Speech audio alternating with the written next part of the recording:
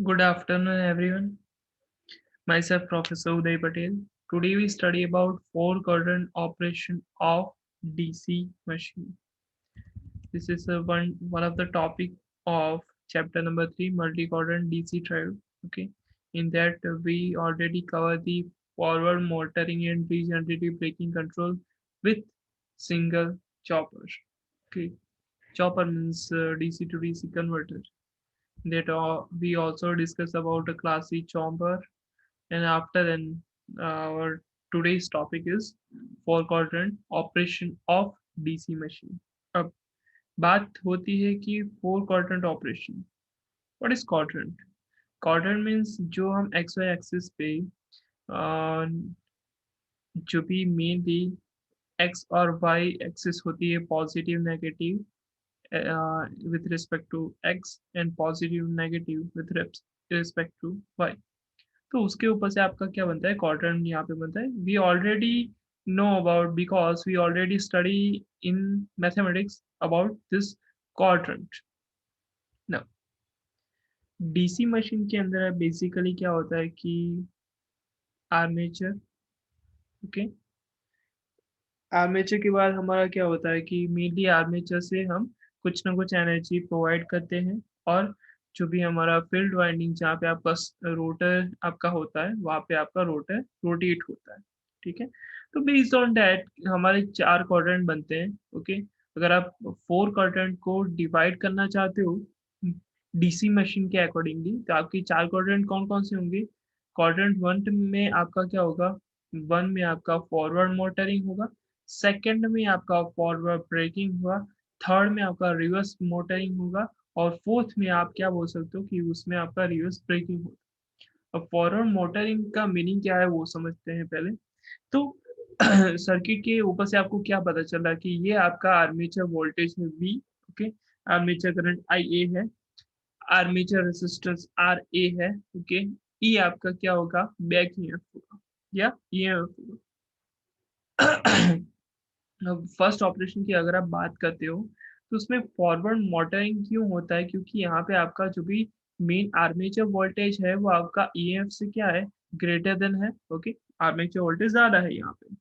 तो आप क्या बोल सकते हो कि यहाँ पे आपका स्पीड इंक्रीज होगा, टॉर्क इंक्रीज होगा.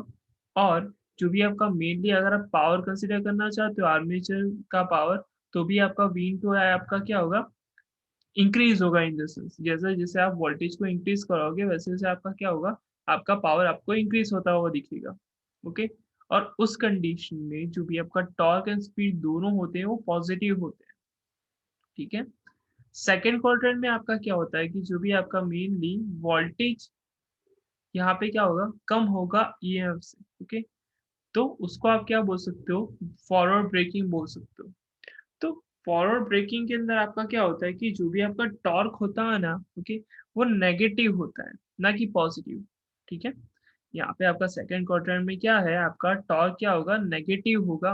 ओके, तो आप क्या बोल सकते हो कि इसमें आपका मेनली स्पीड जो भी होगा वो आपका पॉजिटिव रहेगा, टॉर्क जो भी होगा वो नेगेटिव रहेगा. अगर आप P is equal to T into tau करते हो, यानी कि आपका P is equal to T into W या स्पीड, ओके, तो आपको क्या मिलेगा, पावर नेगेटिव में मिलेगा. ठीक है, और उस कंडीशन में आपका क्या होता है कि स्पीड आपकी पॉजिटिव है. ओके, लेकिन आपका वहाँ पे ई जो भी आपका ईएफ है वो आपका क्या है, ज्यादा है आर्मेचर वोल्टेज के कंपेरिजन में. इसलिए वहाँ पे आप क्या बोल सकते हो कि उस पर्टिकुलर ऑपरेशन को आप फॉरवर्ड ब्रेकिंग बोल सकते हो. वहाँ पे आपका मेनली क्या होता है कि जो भी आपका क्या बोलते हैं रोटर होता है उसमें आपका ब्रेक लगता है, ऐसा आप बोल सकते हो.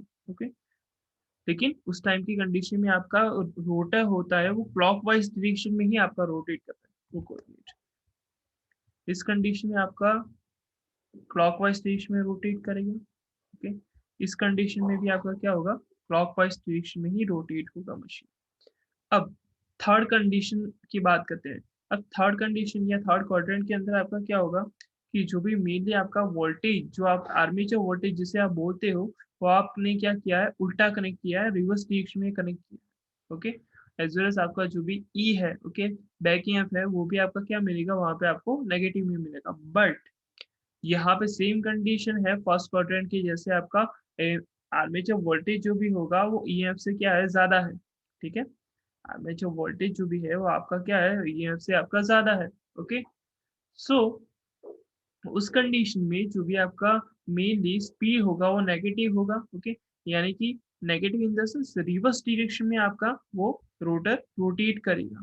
ठीक है, और जो भी आपका मेनली पावर का इक्वेशन क्या होता है कि torque into speed. Okay, P is equal to T into angular velocity W, W is equal to 2 pi f actually.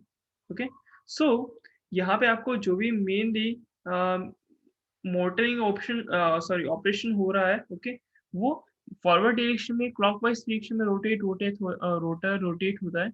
लेकिन रिवर्स मोटरिंग मोड में आपका जो भी रोटर होता है वो आपका रिवर्स डायरेक्शन में रोटेट होता है, इसलिए उसको क्या बोला जाता है, रिवर्स मोटरिंग बोला जाता है। और फोर्थ क्वाड्रेंट की अगर आप बात करते हो तो V is less than E। So in that what happen कि जो भी आपका मेनली स्पीड है, ओके सॉरी रोटर है, वो रिवर्स डायरेक्शन में ही आपका रोटेट हो रहा है, बट जो भी आपका टॉर्क लग रहा है वो आपका क्या हो रहा है, फॉरवर्ड डायरेक्शन में लग रहा है, यानी ब्रेकिंग ऑपरेशन आप अप्लाई कर रहे हो, बट उस कंडीशन में आपका क्या है, रिवर्स ब्रेकिंग ऑपरेशन होगा। ठीक है, यहाँ पे आपका इस तरह कुछ मेनली टॉर्क लगता था। ओके, लेकिन यहाँ पे क्या है, एंटी क्लॉकवाइज डायरेक्शन में आपका रोटेट हो रहा है, बट क्लॉकवाइज डायरेक्शन में आप टॉर्क अप्लाई कर रहे हो। ओके, यानी ब्रेक लग रहा है इन द सेंस, ऐसा आप बोल सकते हो, इसलिए उसको क्या बोला गया है, रिवर्स ब्रेकिंग बोला गया है। तो ये फोर्थ क्वाड्रेंट है। Okay, different different DC machine के लिए, forward motoring, reverse motoring, forward braking, reverse braking. उसके अंदर आप ये जो भी मेन डायग्राम है वो उसको आपको ध्यान में रखना पड़ेगा। ओके, और बेस्ड ऑन दैट आपको पावर, स्पीड और टॉर्क का भी ध्यान रखना होगा कि पावर, स्पीड एंड टॉर्क किस क्वाड्रेंट में पॉजिटिव है, किस क्वाड्रेंट में नेगेटिव है। नाउ यहाँ पे क्या है, एक टेबुलर फॉर्म हमने बनाया है for simplicity. Okay, quadrant of operation first, second, third and fourth, polarity of source, यानी कि सोर्स यानी क्या, मेनली जो भी आपका वोल्टेज है वो। ओके, फर्स्ट टू क्वाड्रेंट में आपकी पॉजिटिव है, रिमेनिंग दो क्वाड्रेंट में आपकी नेगेटिव है। Direction of source current, okay, आपका सोर्स करंट यानी क्या, आर्मेचर करंट जो भी है, ओके, वो फर्स्ट क्वाड्रेंट के अंदर पॉजिटिव होगा। सेकंड क्वाड्रेंट के अंदर आप ब्रेक लगा रहे हो तो आपका करंट का डायरेक्शन रिवर्स हो जाता है, तो फॉरवर्ड ब्रेकिंग होगा। थर्ड क्वाड्रेंट में भी वो रिवर्स ही होता है, रिवर्स ब्रेकिंग कंडीशन में वो पॉजिटिव रहता है। ओके, सो आज हमने ये देखा कि फोर क्वाड्रेंट ऑपरेशन में डीसी मशीन वर्क कैसे करता है। ओके, जो भी आपका डीसी मशीन होता है तो उसमें ये फोर क्वाड्रेंट ऑपरेशन काफी इंपॉर्टेंट थियरी है। Okay, if you have any doubt आप कमेंट करके बोल सकते हो कि कौन से क्वाड्रेंट में आपको नहीं पता चला है, या कौन सा ऑपरेशन आपको नहीं पता चला है। आपको बेसिक चीजें ये पता होनी चाहिए कि आपका डीसी मशीन कैसे वर्क करता है, डीसी मशीन का आपका वर्किंग प्रिंसिपल है, वर्किंग है, वो आपको पता होना चाहिए। Okay, thank you so much.